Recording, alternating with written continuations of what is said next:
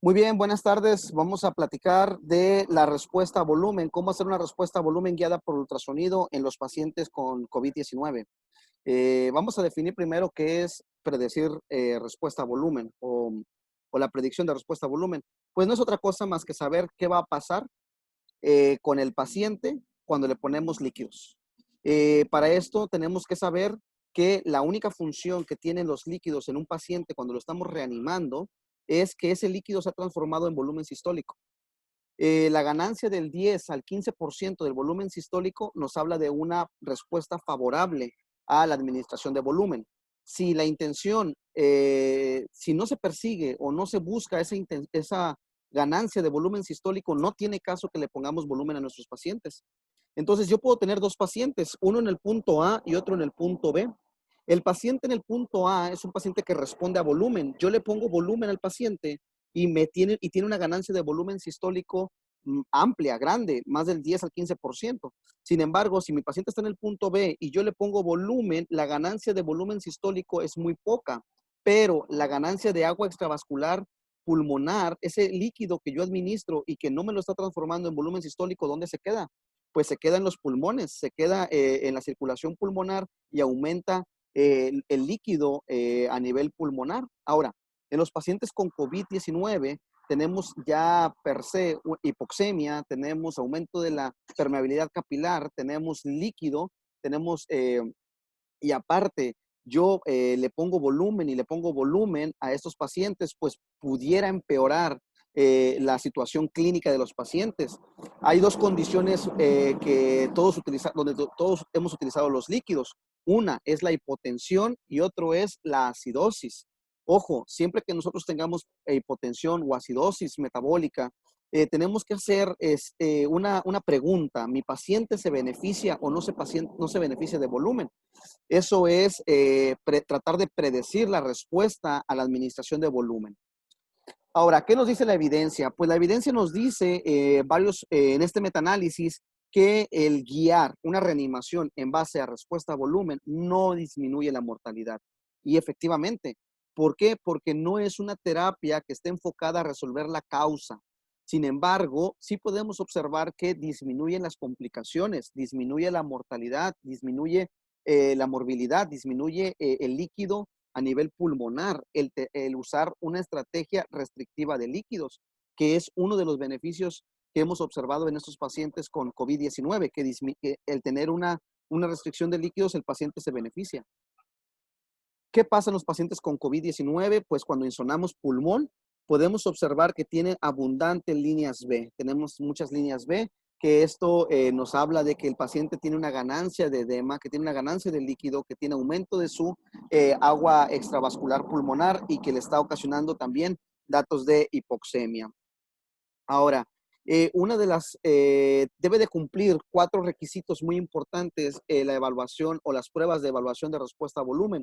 Uno es que se pueda adecuar a el SIRA, porque estos pacientes, pues ya hemos hablado que evolucionan con datos de hipoxemia severa y pues tenemos que sea adecuada para los pacientes con SDRA. Otro es que sea económica.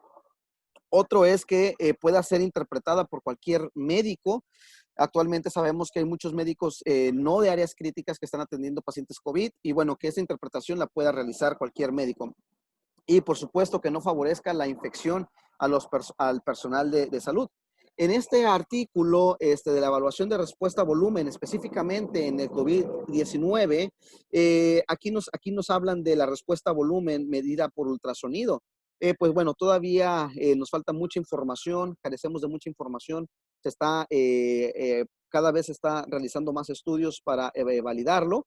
Eh, sí se puede, sí es económica, ya que pues solamente se requiere una máquina o un ultrasonido para realizarlo en todos los pacientes. Desafortunadamente, pues sí se requiere de capacitación especial, se requiere de información especial para que pueda ser valorado por cualquier médico y pues el riesgo de infección, si no se tiene a cuidados con el ultrasonido, la máquina pues al estar en contacto con las superficies y no tener una adecuada limpieza, pues sí pudiera aumentar el riesgo de infecciones. Existen muchísimas formas de valorar la respuesta a volumen en los pacientes con choque circulatorio y COVID-19. Puede ser en supino, puede ser en prono. Recordar que uno de los beneficios para la hipoxemia en estos pacientes es el decúbito prono, temprano, pacientes incluso despiertos sin tubo, que están utilizando oxígeno por puntas o por bolsa mascarilla reservorio, arriba se le pone una N95 y lo podemos pronar. Pero ¿cómo evaluar? ¿Cómo evaluar una respuesta a volumen en un paciente pronado? Debido a que, bueno, normalmente estamos acostumbrados a realizarlos en supino, hacemos la elevación pasiva de extremidades y pues podemos valorar la respuesta. Pero en prono pudiéramos utilizar la maniobra de tren de Lemburg para saber si el paciente responde o no responde a volumen, tener una prueba de administración de una autocarga, que es una maniobra de tren de Lemburg. Sería como una PLR, una elevación pasiva de extremidades, pero sería a la inversa. Ahora, ¿qué parámetros vamos a poder utilizar en estos pacientes? Uno de los parámetros más importantes que existe es la velocidad integral tiempo, el ITB, velocidad integral tiempo. Este se obtiene en un eje de 5 cámaras cardíaco, es un eje cardíaco, 5 cámaras, donde se busca el botón, la cámara aórtica, y ahí se va a buscar un Doppler pulsado y vamos a tener el pulso.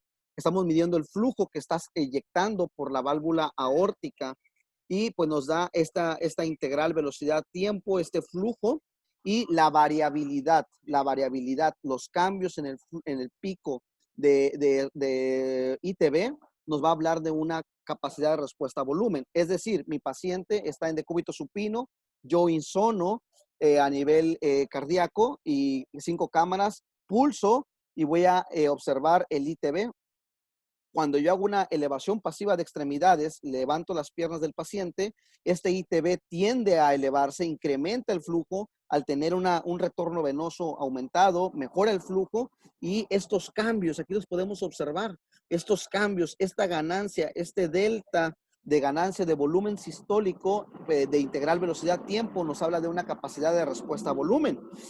Otra forma también que podemos valorar es la colapsabilidad y la distensibilidad de las venas cavas o de las venas yugulares. Entonces, estos cambios medidos por ultrasonido nos van a hablar de una respuesta a volumen. Aquí tenemos dos imágenes donde podemos observar la medición de la longitud de la vena cava. Lo podemos hacer en un eje largo, en una modalidad M de movimiento y podemos observarlo también en un modo bidimensional. Entonces vamos a medir el diámetro menor y el diámetro mayor y vamos a hacer una ecuación. Si esto en un paciente bajo ventilación mecánica es más del 15, del 20%, es un paciente que tiene buena capacidad de respuesta a volumen. En un paciente que está con respiración espontánea, que no está bajo ventilación mecánica, tendría que ser este índice más del 40% para predecir una respuesta a volumen positiva. Existen sus bemoles, existen sus características especiales de esta prueba. Hay muchísimas artefactos que pudieran modificarlo. El PIB, no se puede utilizar en paciente pronado, tendríamos que utilizar este yugular, muchísimas cuestiones, la distensión abdominal también modifica estos parámetros y pierde sensibilidad y pierde especificidad. Lo mejor sería el ITB a través de un 5 cámaras cardíaca para valorar la respuesta a volumen.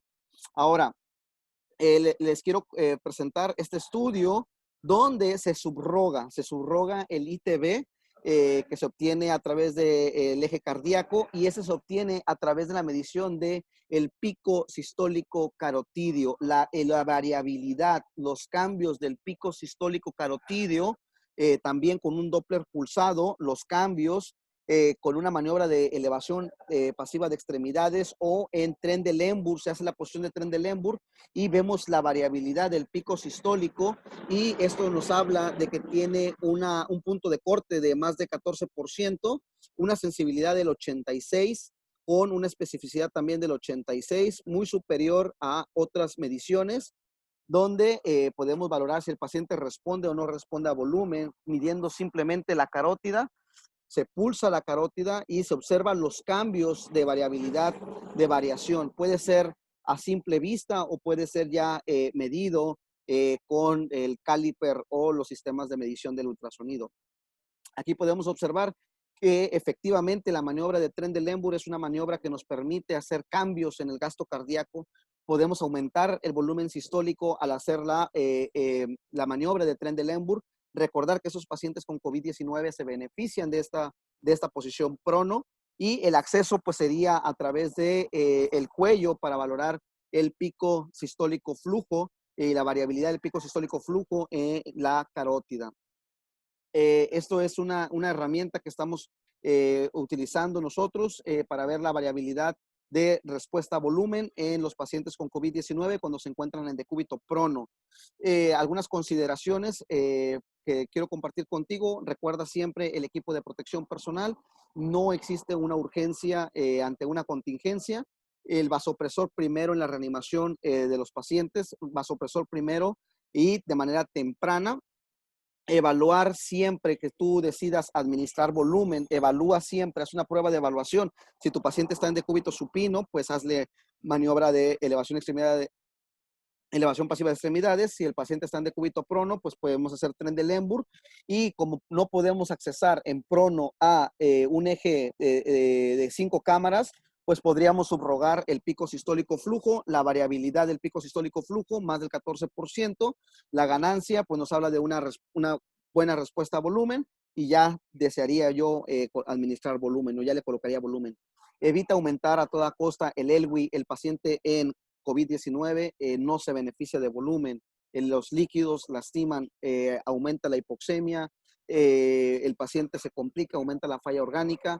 Primero vasopresor, después evalúa y después verifica si el paciente se beneficia o no se beneficia de volumen. Acuérdate que el COVID-19 se beneficia de prono y la restricción de líquidos, y el Trendelenburg más la variabilidad del pico sistólico flujo sería una de las herramientas que podríamos tomar en cuenta para saber si el paciente responde o no responde a volumen.